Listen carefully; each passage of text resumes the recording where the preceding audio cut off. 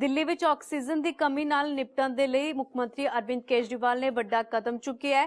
ਅਰਵਿੰਦ ਕੇਜਰੀਵਾਲ ਨੇ ਦੱਸਿਆ ਕਿ ਉਹਨਾਂ ਨੇ ਫਰਾਂਸ ਤੋਂ 21 ready to use oxygen plant मंगवाए ने जो कि दिल्ली के ਵੱਖ-ਵੱਖ अस्पतालों में लगाए जाएंगे।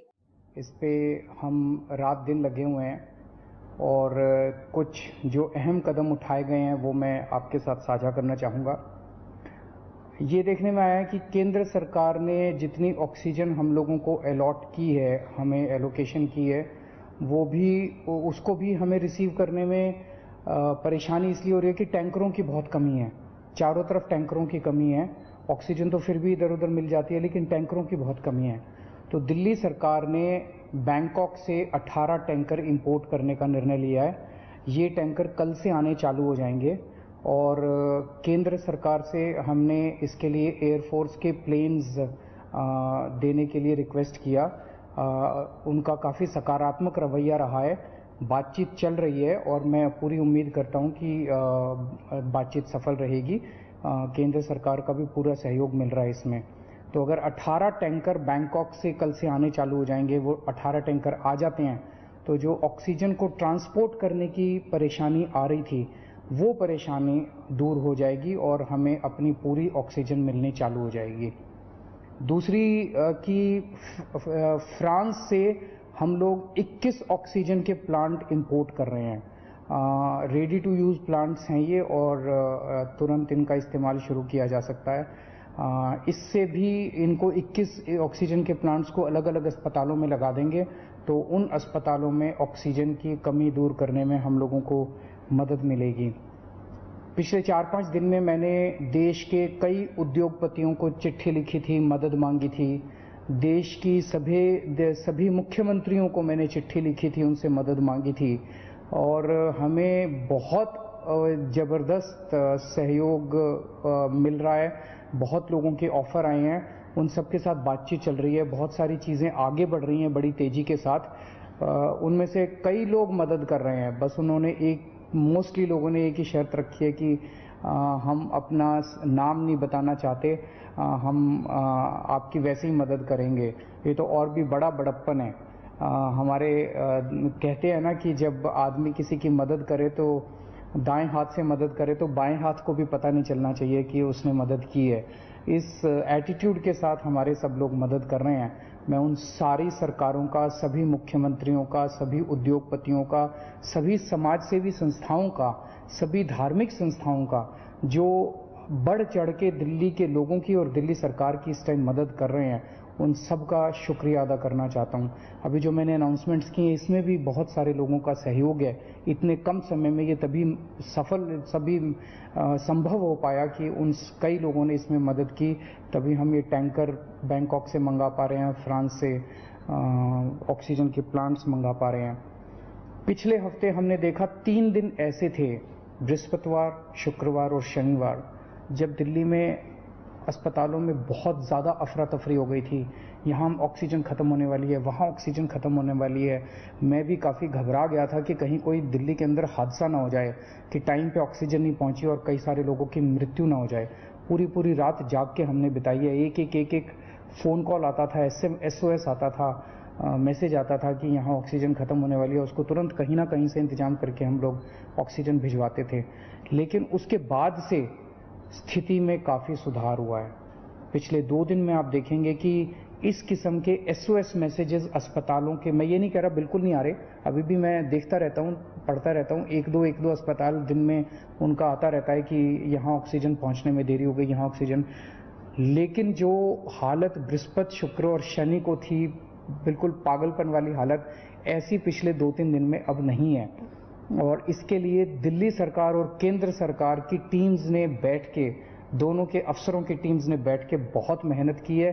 कई सारे इश्यूज थे इसके ट्रांसपोर्टेशन को लेके और वो बहुत सारे इश्यूज थे जो सॉर्ट आउट किए गए हैं। मैं केंद्र सरकार के उन सभी अधिकारियों का और केंद्र सरकार का तहे दिल से शुक्रिया अदा करना चाहता हूं जिन्होंने इस कठिन घड़ी में हम लोगों का सहयोग किया।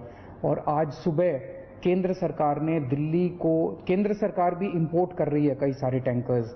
दिल्ली के लिए 5 अलग से टैंकर केंद्र सरकार ने हमें दिए हैं, उसके लिए भी मैं केंद्र सरकार का शुक्रिया अदा करना चाहता हूं।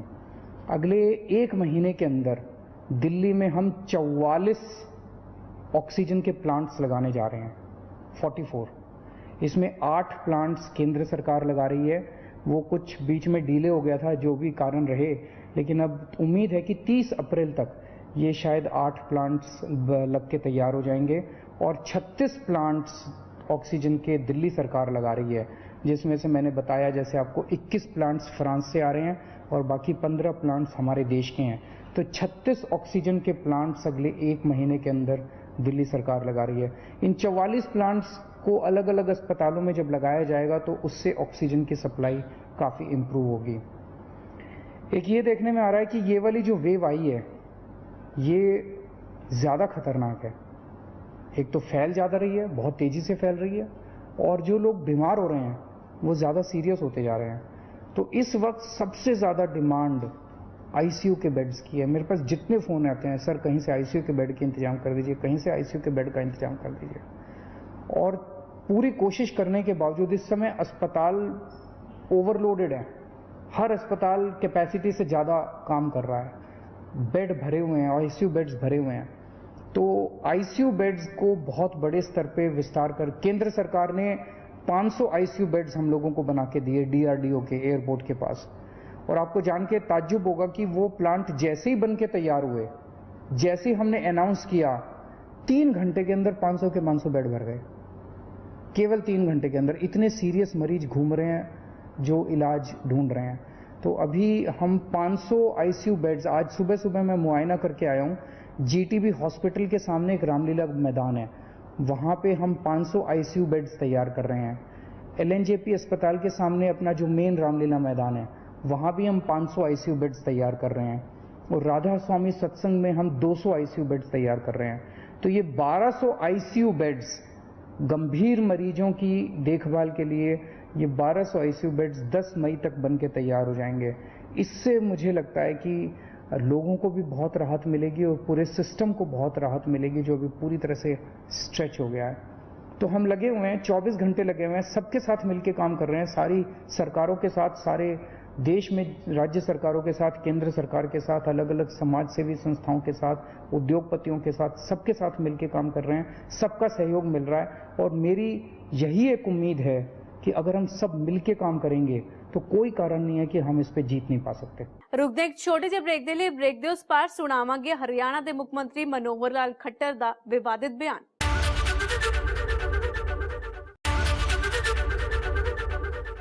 ਕੋਰੋਨਾ ਦੇ ਆંકੜਿਆਂ ਨੂੰ ਲੈ ਕੇ ਲਗਾਤਾਰ ਸਵਾਲ ਚੁੱਕੇ ਜਾ ਰਹੇ ਨੇ ਤੇ ਹੁਣ ਇਸ ਨੂੰ ਲੈ ਕੇ ਹਰਿਆਣਾ ਦੇ ਮੁੱਖ ਮੰਤਰੀ ਮਨੋਹਰ ਲਾਲ ਖੱਟਰ ਨੇ ਵਿਵਾਦਿਤ ਬਿਆਨ ਦਿੱਤਾ ਹੈ।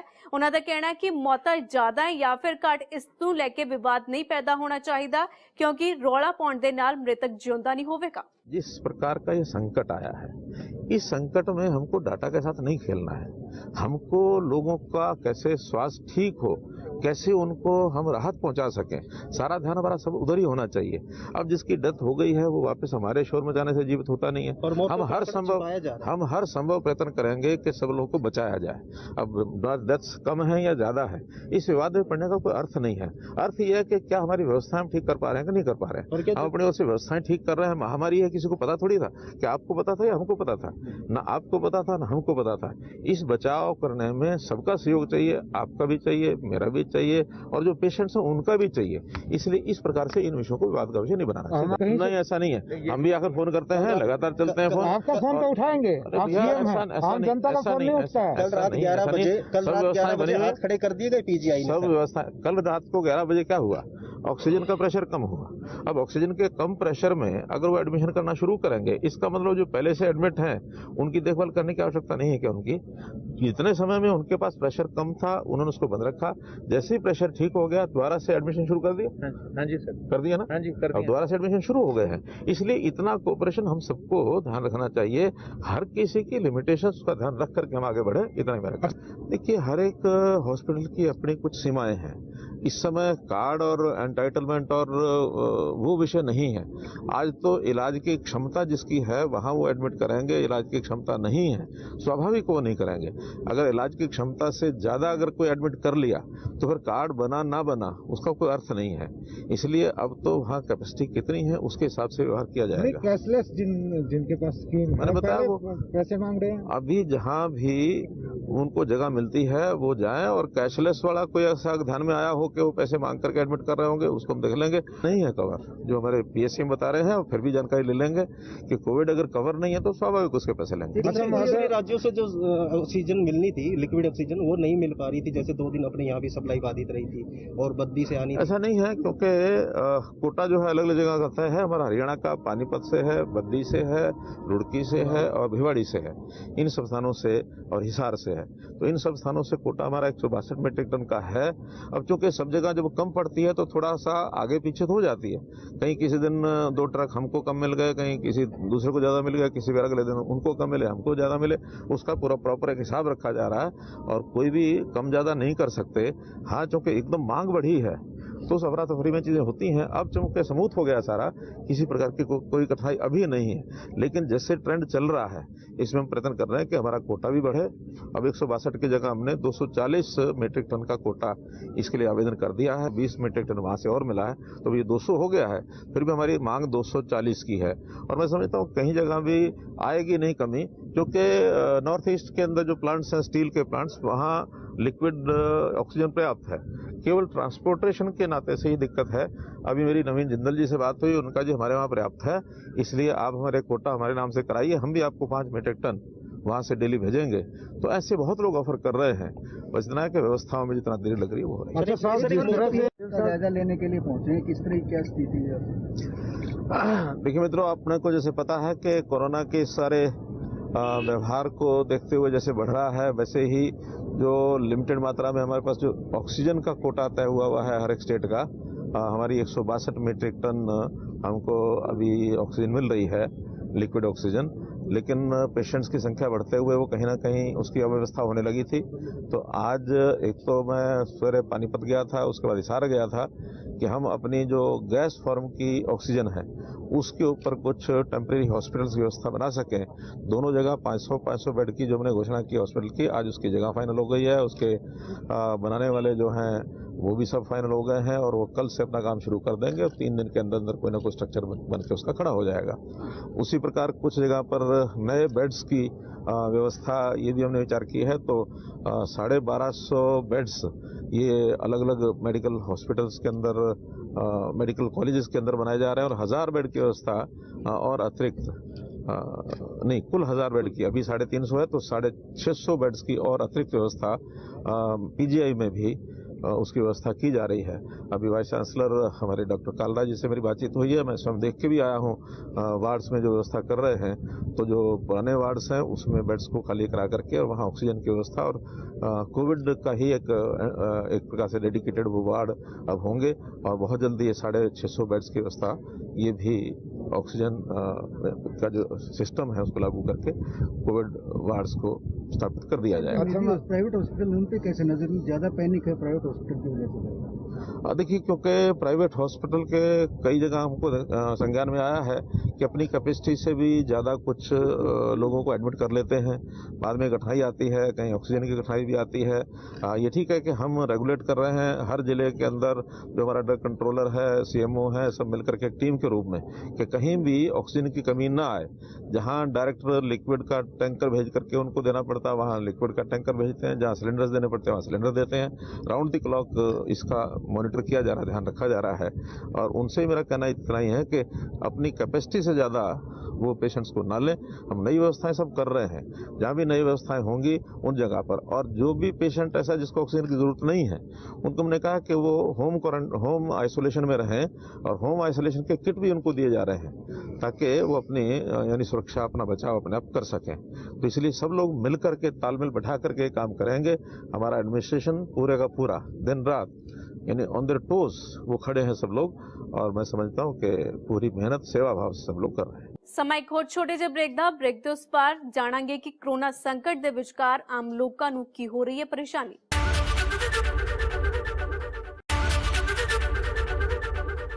ਭਾਰਤ ਵਿੱਚ ਕੋਰੋਨਾ ਵਾਇਰਸ ਦੀ ਦੂਜੀ ਲਹਿਰ ਦੇ ਦਰਮਿਆਨ ਲਗਾਤਾਰ ਸਥਿਤੀ ਵਿਗੜਦੀ ਜਾ ਰਹੀ ਹੈ। ਹਸਪਤਾਲਾਂ ਵਿੱਚ ਬੈੱਡ ਨਹੀਂ ਮਿਲ ਰਿਹਾ ਹੈ, ਆਕਸੀਜਨ ਦੀ ਲਗਾਤਾਰ ਕਮੀ आ रही है, जिस कारण आम लोगों को काफी परेशानी का सामना करना पै रहा है। बहुत सारे दुकानों पे ये सारी दवाइयाँ मिल नहीं रही, 2-3 दवाइयाँ मिल नहीं रही सर। तो कौन सी दवाई है? कोई कोविड की दवाई या कोई नहीं, कोविड की दवाई नहीं, इसमें जो खांसी बुखार है और 3 दिन से मेरे सर को बहुत ज़्यादा दिक्कत हो रही है, तो वो सारी दवाइयाँ मिल नहीं रही है। आपने कितनी जगह ट्राई किया? कम से कम 10 जगह। और आपको दवाइयाँ नहीं मिल रही? ये नहीं मिल रही है जी, मैं 3-4 जगह से ढूंढ लिया, मशीनें मिल नहीं रही है। कौन सी मशीन चाहिए? ये मशीन वो बलगम जाम जो हो जाता है ना, उसके भाप के देने के लिए मशीन है, ये मिल नहीं रही मशीन। कितनी दुकान आप जाते हैं? मैं अभी तक लमसम 15-20 दुकानें तो देख लिया और 3 दिन से ढूंढ रहा हूँ, 3 दिन से मशीन मिल नहीं रही है।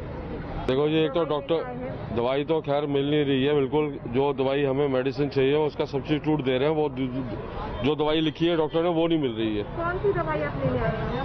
इसमें बता देता हूँ, मैं काफ़ी दवाइयाँ लिख के दी हैं इसमें। मैं चौथी दुकान पे आया हूँ, अब इनकी दुकान पे आया हूँ, देखता हूँ, बताता हूँ आपको। मतलब आपको मुसीबत का सामना करना पड़ा, मेडिसिन एक दुकान में स्टॉक नहीं मिल रहा? नहीं मिल रहा, 3-4 दुकानों में पता करके आया मैडम, ये चौथी दुकान है। डॉक्सी 100 mg है, सेलिन 500 mg है, कोपाडेक्स है, ये मिल ही नहीं रही है इस कंपनी की। जो दूसरी कंपनी बता रहा है जी, दूसरी का सब्स्टिट्यूट है इनका, तो मेडिसिन नहीं मिल रही है, बिल्कुल परेशान हो रहे हैं। रेमडेसिविर मिल रहा है आपको? नहीं मिल रहा है। अभी कई लोग तो इसमें ऐसे हैं जो 3 दिन से यहाँ खड़े हुए वेट कर रहे हैं और यहीं सो रहे हैं, उनको भी नहीं मिल पा रहा है। और यहाँ की जगह कहीं और दूसरी जगह भी हमने ट्राई किया, वहाँ भी सेम सिचुएशन है। अब जैसे यहाँ लिखा हुआ आउट ऑफ स्टॉक, तो वहाँ भी आउट ऑफ स्टॉक उन्होंने बोर्ड पे मेंशन किया हुआ है, तो सभी लोग परेशान हो रहे हैं। कितने दिन से आए हैं? मैं तो आज सुबह ही आया हूँ, मुझे रिक्वायरमेंट रात को, मुझे तो डॉक्टर ने रात को बोला है, तो मैं आज सुबह ही आया हूँ। अभी रेमडेसिविर लेने आए हैं? हाँ जी, हाँ जी, हाँ जी। कब से आए हुए हैं? हम कल भी आए थे, कल भी मॉर्निंग में 4 बजे आ गए थे, शाम को 4:30 बजे यहाँ से गए हैं, आज भी मॉर्निंग में 4:30 बजे आ गए थे, अभी भी वेट कर रहे हैं। और यहाँ 21 तारीख से इन्होंने इंजेक्शन लिया, और ऐसा पॉसिबल नहीं है कि इतना बड़ा डिस्ट्रीब्यूटर होने के बाद दिल्ली में कि 5 दिन से यहाँ पर इंजेक्शन ना आए। 5 दिन से लगातार आ रहे हैं? नहीं, मैं 2 दिन से आ रहा हूँ, लेकिन जो पीछे 5 दिन से लोग बाग आ रहे हैं, जिनके कोई 21 तारीख के टोकन बांटे गए हैं, 50 टोकन बांटे हुए हैं इन्होंने, वो कई आदमी हैं जो यहाँ पर हैं अभी भी, उनको भी अभी तक कोई ये दवाई उपलब्ध नहीं है। और कल SHO साहब भी आए थे, उन्होंने भी लिखवा के नहीं दिया। कल यहाँ पर ये भी इशू उठा गया कि आप अपने लेटर हेड के ऊपर लिख के दे दीजिए 21 से 26 तक हमारे पास इंजेक्शन नहीं आए हैं, लेकिन इन्होंने ये चीज़ लिख के नहीं दी है। इट मीन्स कि इनके पास इंजेक्शन आ रहे हैं और ये इंजेक्शन को दूसरी जगह बेचे जा रहे हैं। मेरा अभी इंजेक्शन लेने? हाँ, इंजेक्शन लेने के लिए आया जी मैडम जी, लेकिन 21 तारीख को कुछ लोगों को मिला था और कुछ लोगों के पास, जैसे भाई साहब खड़े हैं, इनको टोकन भी मिला हुआ है, ठीक है, लेकिन अभी तक यही कह रहे हैं सुबह से कि जी अभी आ रहा है, अभी आ जाएगा, आधे घंटे में 1 घंटा ऐसे बोलते जा रहे हैं, लेकिन अभी तक कोई दिक्कत बताइए क्यों नहीं आ रहा है? क्योंकि अगर 21 तारीख के बाद से हाँ, हाँ, उन्होंने कुछ बताया है? नहीं, ऐसा कुछ नहीं बताया, कुछ भी नहीं बता रहे हैं वो, बस ये कह रहे हैं कि बस आ जाएंगे, लिख के भी नहीं दे रहे कि हमारे पास इंजेक्शन नहीं है, वो भी नहीं बता रहे ये।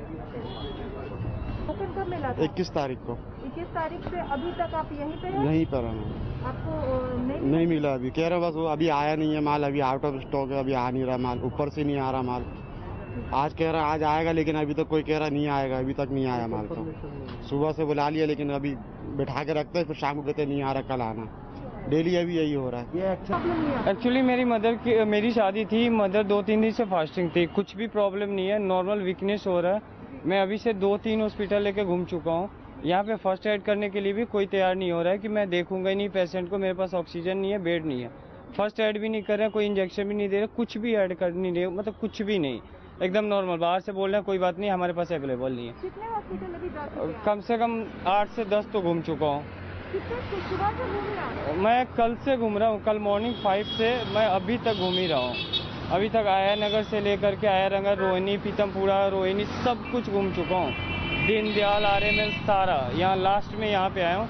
यहाँ पे भी कोई डॉक्टर ने बोला था आ जाओ, अवेलेबल करा दे रहा हूँ। मेरे पास ये सिलेंडर जो होता है, सिलेंडर भी अवेलेबल है, बट उसके लिए ऑक्सीजन भरने के लिए भी कुछ अवेलेबल नहीं है और कोई ट्रीटमेंट ही नहीं हो रहा है, कुछ भी नहीं हो रहा है। भटक रहे पेशेंट की बहुत ज़्यादा स्थिति खराब। आप यहाँ पे हॉस्पिटल में क्या दिक्कत हो रही है आपको? मैम, मैं इसमें इलाज चल रहा था इनका, वहाँ तो उन्होंने रेफर किया किसी भी अस्पताल में आप ले जाओ, लेकिन यहाँ कह रहे हैं कि बेड नहीं है हमारा खाली। नहीं ले रहे मैम बिल्कुल भी। मैम आधा घंटा आ गए, अंदर भी गए, बाहर जो डॉक्टर से बात की कह रहे हैं यहाँ नहीं, जबकि यहाँ वो कह रहे हैं कि बेड खाली नहीं है।